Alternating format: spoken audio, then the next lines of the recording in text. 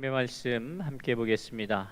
하나님 말씀은 마태복음 21장 12절 말씀부터 공독하겠습니다. 예수께서 성전에 들어가사 성전 안에서 매매하는 모든 사람들을 내쫓으시며 돈 바꾸는 사람들의 상과 비둘기 파는 사람들의 의자를 둘러 엎으시고 그들에게 이르시되 기록된 바 내 집은 기도하는 집이라 일컬음을 받으리라 하였거늘 너희는 강도의 소굴을 만드는도다 하시니라. 맹인과 저는 자들이 성전에서 예수께 나아오매 고쳐주시니 대제사장들과 서기관들이 예수께서 하시는 이상한 일과 또 성전에서 소리질러 호산나 다윗의 자손이여 하는 어린이들을 보고 노하여 예수께 말하되 그들이 하는 말을 듣느냐. 예수께서 이르시되 그렇다. 어린 아기와 젖먹이들의 입에서 나오는 찬미를 온전하게 하셨나이다 함을 너희가 읽어본 일이 없느냐 하시고 그들을 떠나 성 밖으로 베다니에 가서 거기서 유하시니라. 아멘.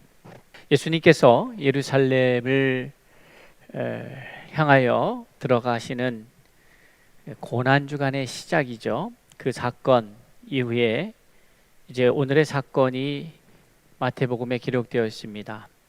그리고 오늘의 사건 다음에 나오는 마태복음의 기록을 보면 성전을 깨끗이 하신 이후에 다음 사건이 무화과 나무가 마르는 사건이 나옵니다. 그런데 마가복음에 보면 이 순서가 바뀌어 있습니다. 우리가 잘 아는 바와 같이 마태는 이 시간 순으로 사건을 기록한 것이 아니라 자신이 이야기하고자 하는 그 주제별로 해서 이 사건을 나열하였기 때문에 시간의 순서로 보면 마태복음에서만 그렇습니다. 시간의 순서로만 보면 성전을 깨끗게 하시는 이 사건보다 앞서 일어난 사건이 무화과 나무에 마르는 사건이다, 이렇게 볼 수가 있는 것이죠. 자, 이제 그런 전제로 해서 이 오늘 본문의 말씀 성전을 깨끗게 하시는 이 장면을 마태는 앞서서 언급하고 있다는 것. 그러니까 이것이 둘째 날 일어난 사건이죠. 첫째 날 예수님이 예루살렘에 입성하는 사건, 그 다음 날 일어난 사건입니다. 오늘 본문의 내용에 들어가서 보면 예수께서 성전에 들어가셔서 성전 안에서 매매하는 모든 사람들을 내쫓으십니다. 돈 바꾸는 사람, 상과 비둘기 파는 사람, 그들의 의자를 둘러 엎으시고 성전을 깨끗이 하시는 상황이 이제 만들어진 것이죠. 그러면서 하신 말씀은 이제 이사야서 56장 7절의 말씀을 인용하셔서 내 집은 기도하는 집이라 일컬음을 받으리라 하였거늘 너희는 강도의 소굴을 만드는도다 하시니라, 이렇게 말씀합니다. 내 집은 기도하는 집이다. 하나님의 집, 아버지의 집은 기도하는 집이죠. 자, 그런데 여기서 이 집이라는 표현, 그 12절에서는 성전을 들어갔습니다. 성전이라는 표현을 쓰셨어요. 그 이 성전이라고 하는 표현은 당시에 예루살렘 성전, 그 성전을 사람들은 그것을 성전이다 이렇게 이야기를 한 거죠. 그런데 예수님은 그 똑같은 공간을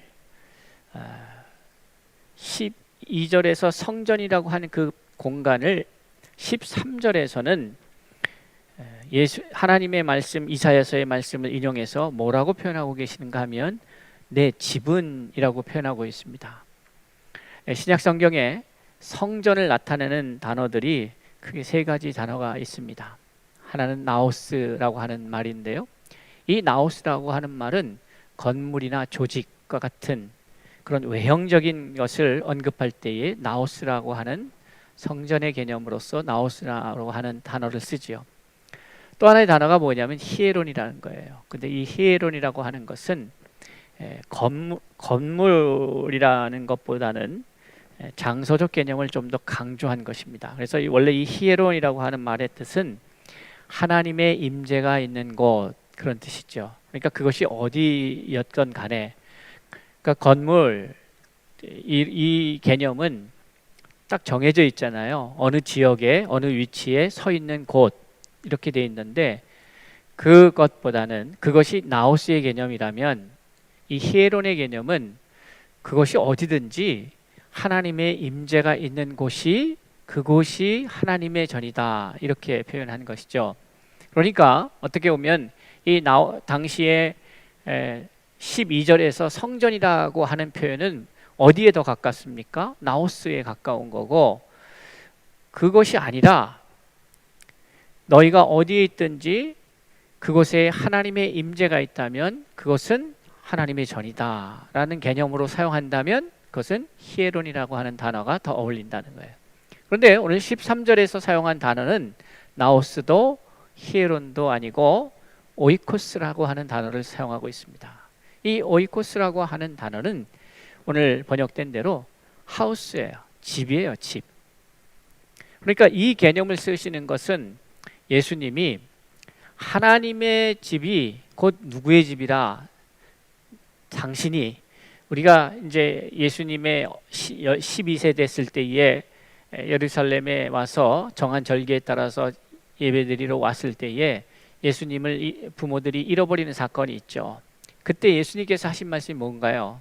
결국은 사흘 후에 예수님을 성전에서 발견하게 됩니다. 찾게 됩니다. 그럼 어떻게 해서 여기 있는가 했더니 예수님의 답변은 뭡니까? 내가 아버지 집에 있어야 할 줄 모르십니까? 하는 거죠.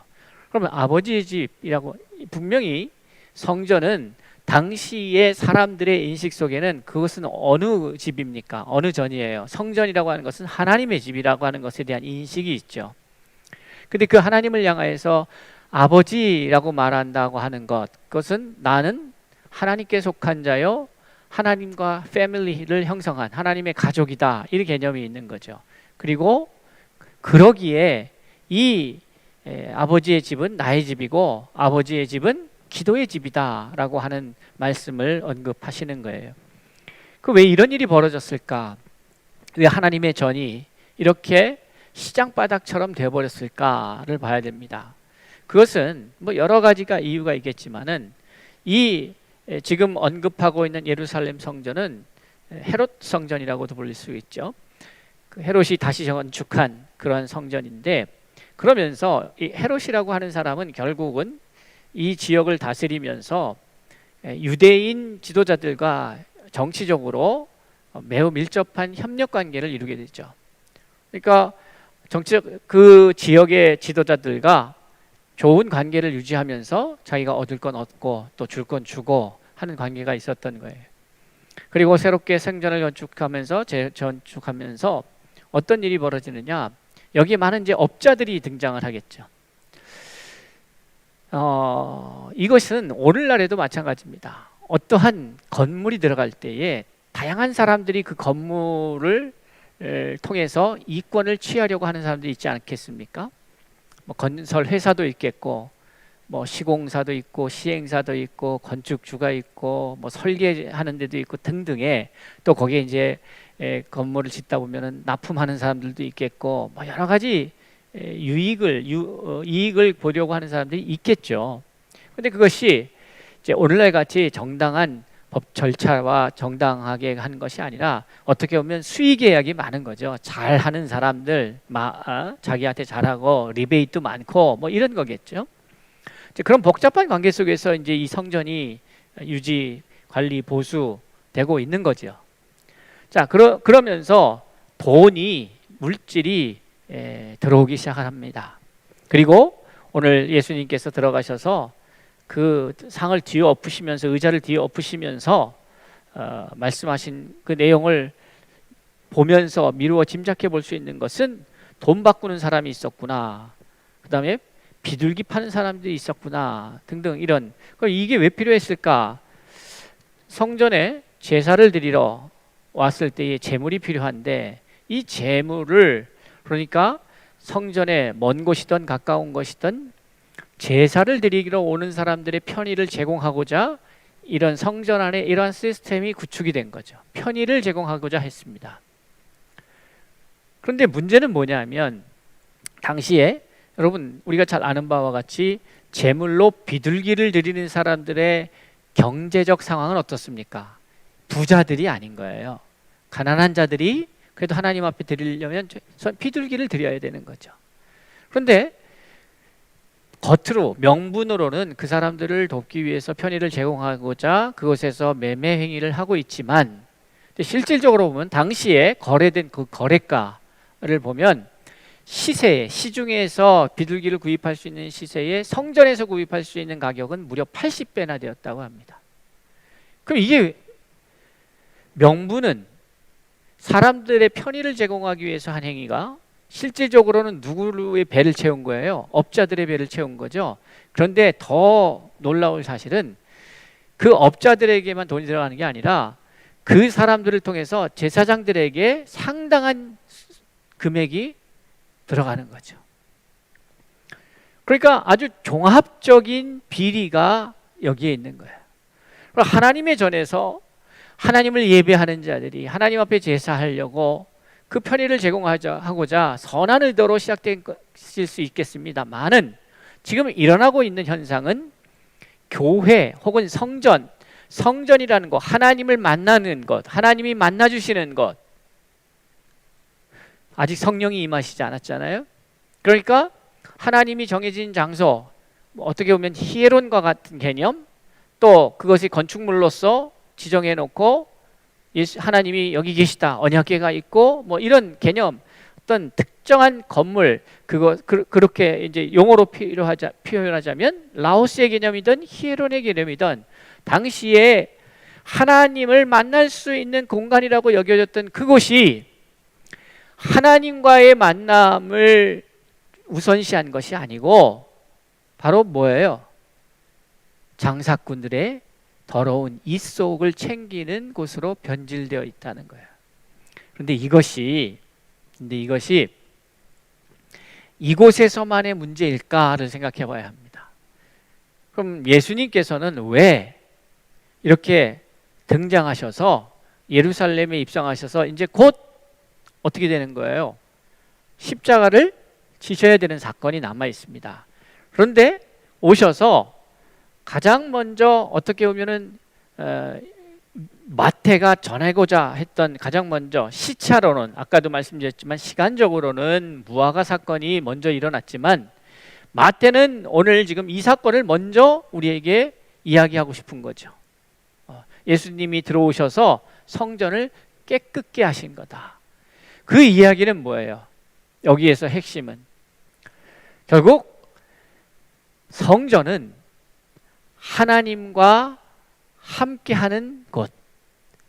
그런데 거기가 하나님은 없고 사람들의 이권만 남겨져 있는 곳. 근데 여기서 사람들의 이권이라고 하는 것을 생각할 때에 우리가 좀 더 한 걸음 나아가서 생각하면 뭡니까? 사람들의 생존에, 사람들이 살아가는 것에 그 에너지, 사람들이 살려고 하는데 그 사람들이 살려고 하는 살 수 있는 근본적인 생의 그 환경을 제공하는 것이 뭐라는 거예요? 돈이라는 거예요. 이권이라는 게 결국 다른 말로 딱 따지면 다 이렇게 뭐 돌고 돌아와서 결국 뭡니까? 만몬 신을 섬기는 거죠.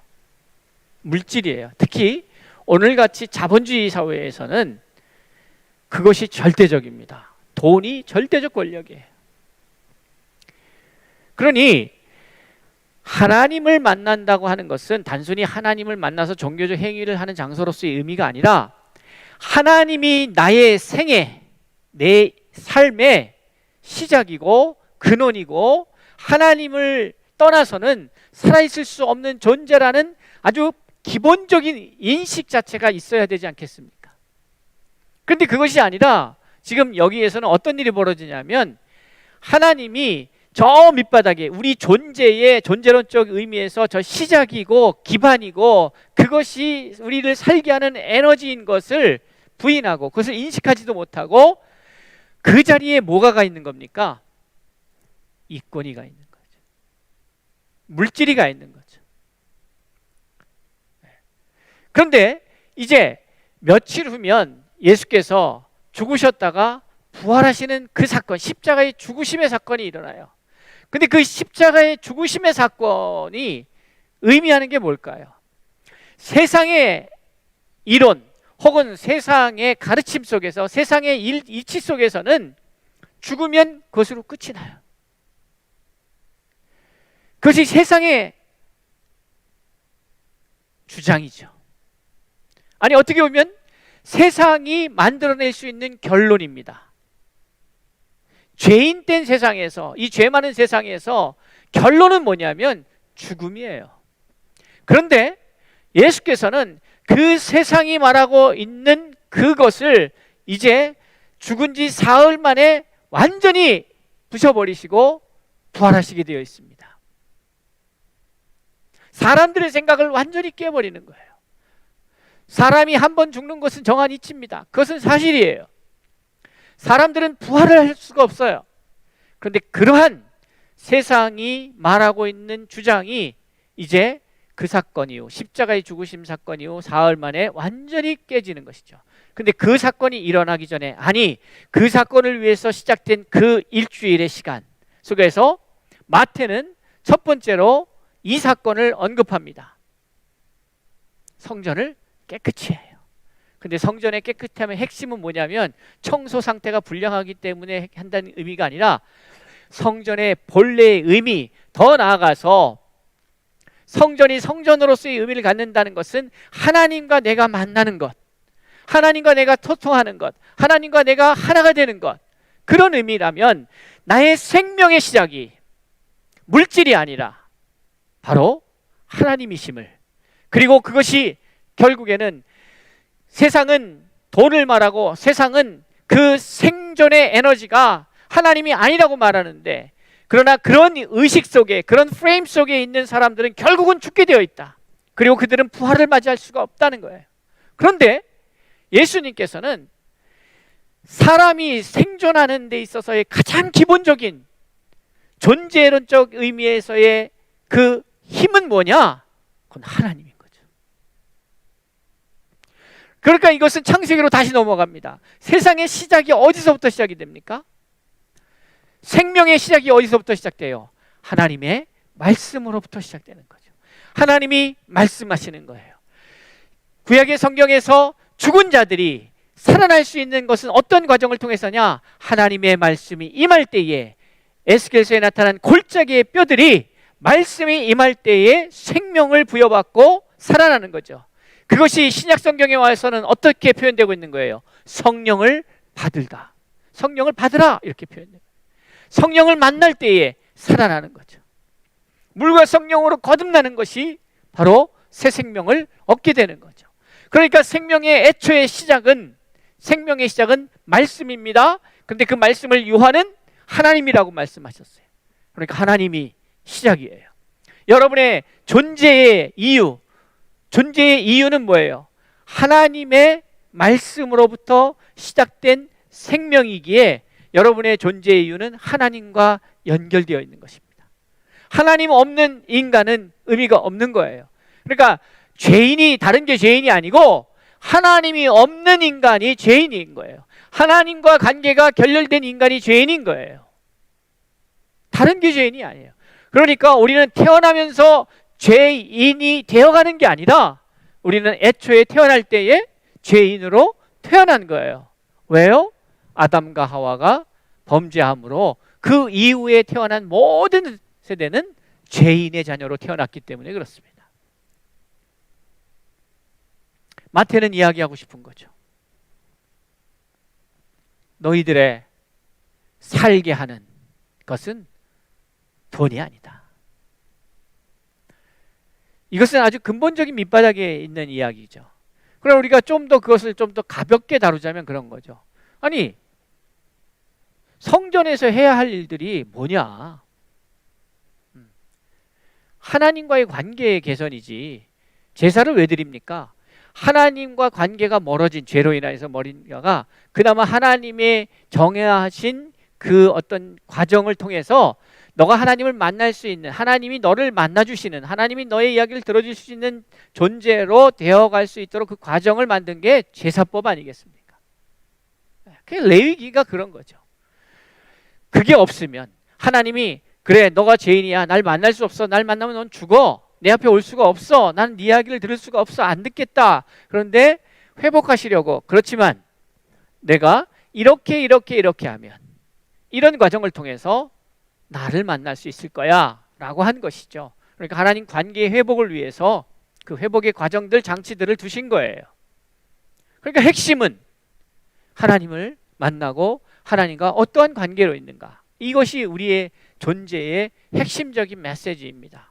그런데 우리는 착각하고 있는 거죠. 하나님 없이도 내가 살아갈 수 있다고 생각합니다. 우리 죄인의 기저에 있는 생각들입니다. 저 밑바닥에 있는 생각들이에요. 우리의 무의식 속에 있는 생각들일 수 있습니다. 그러니까 사람들은 하나님을 만나야 사는데 하나님을 만나는 일보다는 성전에서 어떻게 하면 돈을 벌을까? 돈을 벌어서 내가 좀 이 땅에서 잘 살아갈 수 있을까? 그러니까 내가 살아갈 수 있는 것은 하나님과의 관계가 아니라 그 관계 개선이나 관계송에서 내가 살아가는 것이 아니라 생명의 근원으로서 하나님을 만나고 그것으로 힘을 얻고 살아갈 수 있는 존재가 되는 게 아니라 뭐예요? 돈을 벌어서 이것으로 좋은 집을 사고 좋은 차를 사고 음식을 사서 먹어야 살고 등등 근본적인 생애 문제에 대한 이해가 잘못된 거죠. 그런데 그 근본적인 생애 문제에 대한 잘못이 어떠한 결과로 끝나느냐? 사망으로 끝납니다. 살겠다고 하는데, 그러니까 우리가 인생을 보면 재밌죠? 살겠다고 하는데 결국은 죽어가는 거예요. 살겠다고 몸부림치는 거 아니겠습니까? 열심히 일하고 열심히 뭘 하는데 그게 살겠다는 거예요. 사람처럼 살겠다 혹은 살맛나게 살겠다 해요. 그런데 결론은 뭡니까? 그렇게 살면 영원히 죽습니다. 그러니까 그건 방법이 아닌 거죠. 우리가 영원한 생명을 얻기 위해서는 예수가 가신 길을 걸어가야 합니다. 그리고 예수가 걸어간 길, 그 과정 속에서 매우 중요한 원리가 하나 있는데 그것이 뭡니까? 하나님과 늘 함께하는 인생이었다는 거예요. 그러니까 하나님과 함께한다는 인생을, 이것을 예수님이 삶을 방식으로 우리에게 표현하셨던 것은 뭐예요? 기도하셨어요. 기도하셨다는 거예요. 그러니까 이 기도라는 게 종교적 행위에 어떤 뭐 말씀 읽고 성경 공부하고 헌금 생활하고 기도 생활 이런 몇 가지 중에 하나의 의미가 아닌 거죠. 이 기도는 하나님과 나와의 연결성이죠. 그것 때문에 내 집은 만민이 기도하는 집이다. 성도 여러분, 기도라고 하는 것은 어떻게 보면 내가 하나님과 하나됨, 함께하고 있음을 나로 확인할 수 있게 하는 것이죠.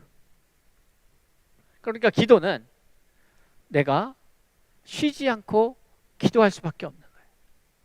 내가 살아있다는 것은 무엇입니까? 쉬지 않고 숨을 쉰다는 의미입니다. 만약에 숨을 멈춰버리면 어떻게 돼요?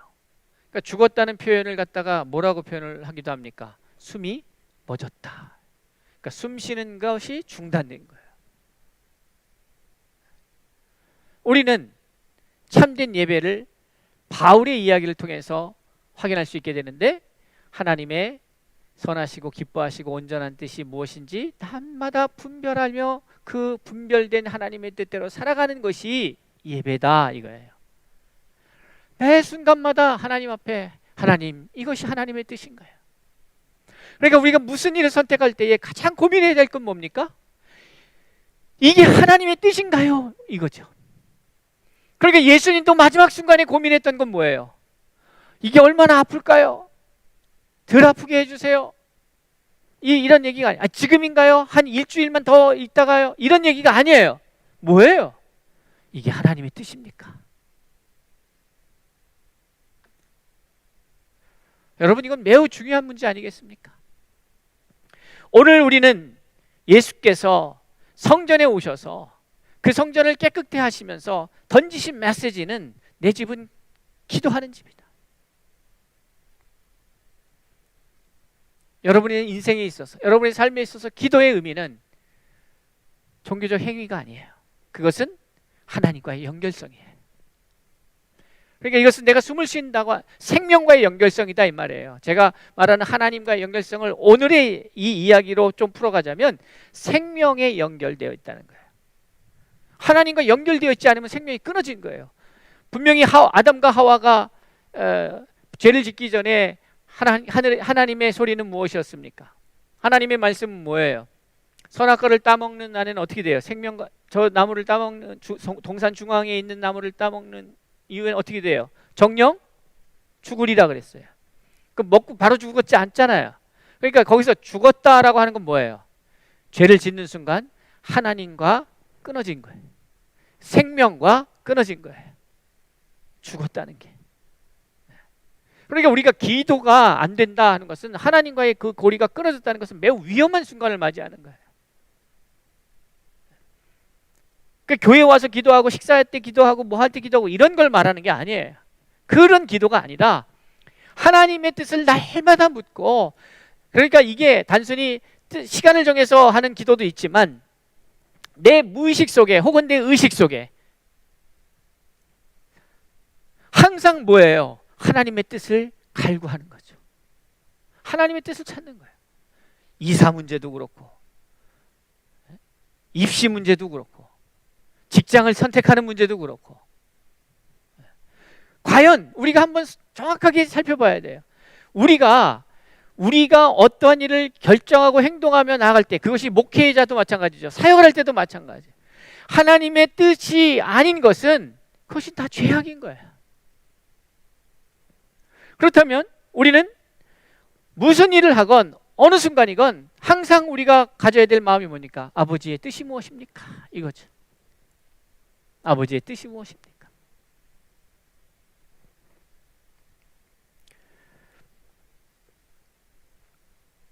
그것이 저에게 있어서는 가장 중요한 문제예요. 이것을 내가 할 수 있느냐 없느냐는 그거는 내 문제가 아닌 거예요. 왜냐하면 우리는 말하잖아요. 하나님이 하신다고. 내게 능력 주시는 자 안에서 내가 능치 못함이 없잖아요. 그러면 능력 주시는 자가 있고 이 일을 행하시는 분이 있는데 이것이 할 수 있느냐 할 수 없느냐는 그건 나의 문제가 아닌 거죠. 그러나 내가 하나님 앞에 나와 하나님 사이에 있어서 물어야 될 질문은 명확하게 존재합니다. 뭐예요? 하나님의 뜻입니까? 하나님의 뜻이라면 죽어야죠. 하나님의 뜻이라면 어떻게든지 살아야죠. 하나님의 뜻이라면 어떻게 해서든지 가야죠. 하나님의 뜻이라면 서 있어야죠. 하나님의 뜻이라면 너무너무 하고 싶어도 하지 말아야죠.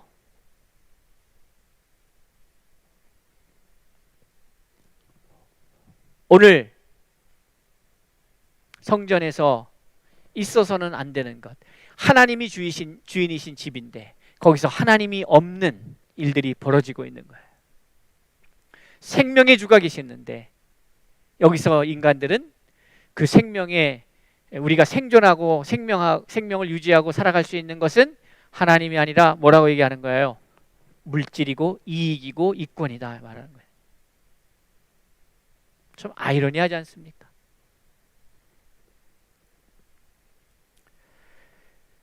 너희는 강도의 소굴을 만들었다.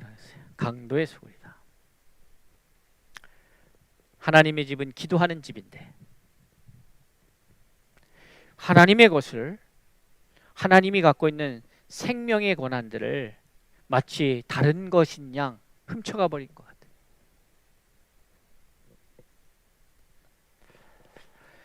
그리고 나서 예수님이 맹인과 저는 자들이 성전에서 예수께 나오매 고쳐주셨다 그래요. 자, 여기서도 보이죠. 그러니까 이게 뭐가 확인이 되는 거예요? 그러니까 생명의 시작이 하나님으로부터 온다는 사실이에요. 생명은 하나님께로부터 흘러가게 된다. 저와 여러분은 세상에 그 생명을 흘려보내는 거예요.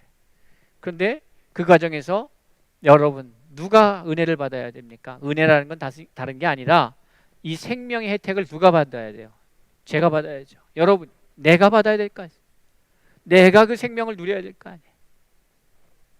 그리고 내가 생명을 누리다 보면 그 누림이 넘침이 되고 이 넘침이 세상으로 흘러가게 되겠죠. 사람들은 찾아오겠죠. 살려달라고. 예수님 앞에 살려달라고 오는 거예요. 그 예수님 앞에만 오겠습니까? 그 생명을 소유하고 있는 모든 자들, 하나님의 사람들에게 다가오는 거죠. 그러니까 여러분은, 그 생명을 소유하고 있는 여러분은 마땅히 여러분에게 다가와서 살려달라고 하는 사람들을 향해서 생명을 나눌 수 있어야 돼요. 그게 예수예요. 그게 말씀이에요. 그게 성령의 역사예요. 사랑하는 성도 여러분, 우리는 우리로 살게 하는, 이 살게 하는 삶이라고 하는 것은 두 가지죠. 살아있는 것과 살맛 나는 삶을 말하는 거예요. 단순히 숨을 쉬고 있다고 살아있는 게 아니지 않습니까? 사는 것 같이 살아야 사는 거죠. 죽는 이보다 못하다고 한다면 그게 어떻게 삶입니까? 더 나아가서 그 결과가 어떻게 나타나느냐, 진짜 생명의 의미는 생명을 또 낳는 거예요. 그러니까 저는 바라기는 우리 서울중심교회 코디엔교회 성도님들, 여러분 때문에 여러분 곁에 있는 사람들이 살맛 나기를 바랍니다. 여러분 때문에 낙심된 자들이 살아나야 돼요. 여러분 때문에 여러분을 함께하는 자들, 여러분 가까이 하는 사람들이 살아나야 된다 이 말이에요. 그것이 전도예요. 우리가 전해야 될 도가 뭡니까? 그 도는 예수예요. 근데 그 예수가 뭐예요? 하나님이시며 생명이신 거예요. 예수께서 말씀하십니다. 내가 그 길이고 진리고 생명이다. 생명, 나로 말미암지 않고는 아버지께로 올 자가 없다. 이 말 너무 흥미로운 말 아닙니까? 여러분, 하나님은 형체가 있으십니까? 없으십니까? 네? 하나님이 형상이 있어요? 없어요? 없죠? 그러면 형상이 없는데 나로 말미암지 않고는 아버지께로 올 자가 없다. 그럼 하나님은 어느 스팟에 계시기 때문에 어디로 방향성으로 어느 지점만 얼만큼 가면 갈 수 있는 겁니까? 지금 그런 얘기를 하는 게 아니라는 거 아시겠죠? 아버지께로 올 자가 없대. 우리 권사님도 아시겠지만은 어떤 좌표가 찍히면 내가 있는 곳에서 주어진 좌표로 향해서 가야 될 거 아니에요. 그러니까 여기서 아버지가 어디 있다는 거예요. 근데 아버지가 어디 있을 수 있습니까? 형체가 없는데. 어디 지점에 존재한다는 의미는 어떤 의미가 있어요? 그게 형체가 있어서 공간과 시간 속에서 그 지점에 있어야 되는 거 아니에요. 근데 하나님은 그게 없어요. 근데 아버지께로 올 자가 없다니요. 여러분, 그걸 어떻게 이해하십니까? 그러니까 하나님이 뭐예요? 생명이에요. 생명. 다시 말해서 나로 말미암지 않고는 너희가 생명을 누릴 수가 없다는 얘기죠. 하나님은 생명의 근원이시니까, 생명의 시작이시니까, 생명 그 자체시니까. 이 땅에서 살아가고 있는 모든 생명의 에너지는 다 하나님 안에 있는 거니까.